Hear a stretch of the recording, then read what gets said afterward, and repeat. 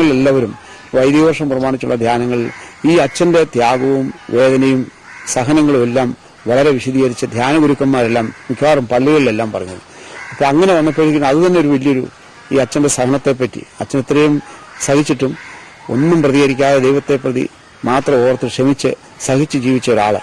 അപ്പോൾ സഹനങ്ങളുടെ ഒരു വലിയ ആളായിട്ടാണ് എല്ലാവരും സഭാംഗങ്ങൾ അദ്ദേഹത്തെ കാണുന്നത്. ആ ഒരു ഇതാണ് ഇപ്പോഴും നിലനിൽക്കുന്നത്. അതുകൊണ്ടാണ് സഹനദാസൻ എന്നൊക്കെ പറയുന്ന ആ വാക്ക് അതിനെപ്പറ്റി കൂടുതൽ എനിക്ക് അറിഞ്ഞപ്പോഴും അത് വളരെ 100% ശരിയായ ഒരു കാര്യമാണ്.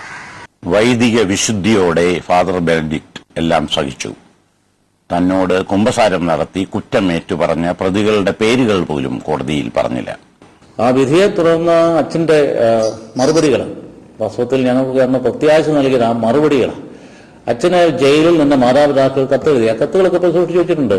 അച്ഛൻ പറഞ്ഞു, അപ്പനോടും അമ്മയോടും പറഞ്ഞു, എഴുതിയിരിക്കുന്നത് എങ്ങനെയാണ്, മറിയക്കുട്ടിക്കെന്നല്ല, ഭൂമുഖത്ത് ഒരു സ്ത്രീക്കും എന്നിൽ നിന്ന് കുട്ടി ഉണ്ടായിട്ടില്ല.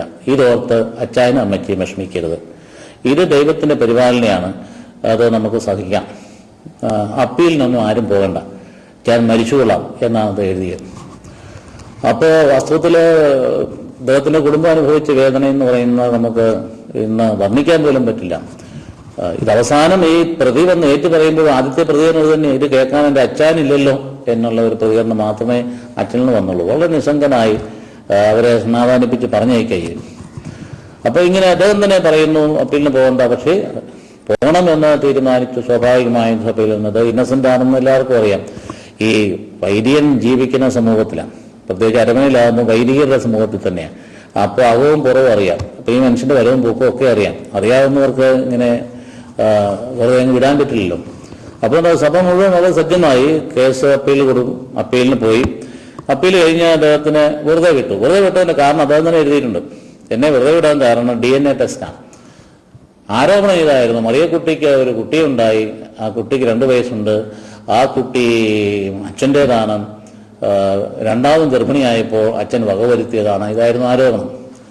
അപ്പോൾ വസ്തുത സംഭവിച്ചത് എന്താണ്, അവിടെ ഒരു മുതലാളി ഗർഭിണിയാക്കി അവളെ അവകാശവാദം ഉന്നയിച്ചു.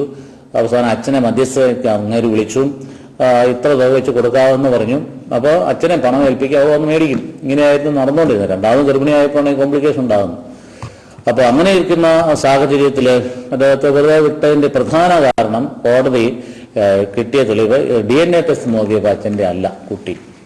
കാരണം ആരോപണത്തിന്റെ അടിസ്ഥാനം തന്നെ തകർന്നു പോകുക. അച്ഛൻ തന്നെ കരുതിയിട്ടുണ്ട്. അതുകൊണ്ടാണ് എന്നെ വെറുതെ വിട്ടത്.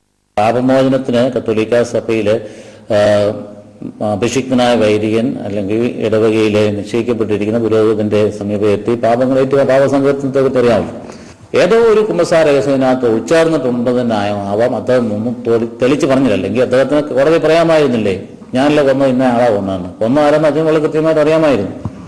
പറഞ്ഞില്ല എന്നുള്ളൂ. അപ്പൊ അതിനകത്ത് എന്തോ ഇങ്ങനെയൊരു കുമ്പസാര രഹസ്യത്തിന്റെ കാര്യം ഉൾച്ചേർന്നിട്ടുണ്ട് എന്നാണ് ഞങ്ങൾ ധരിക്കുക.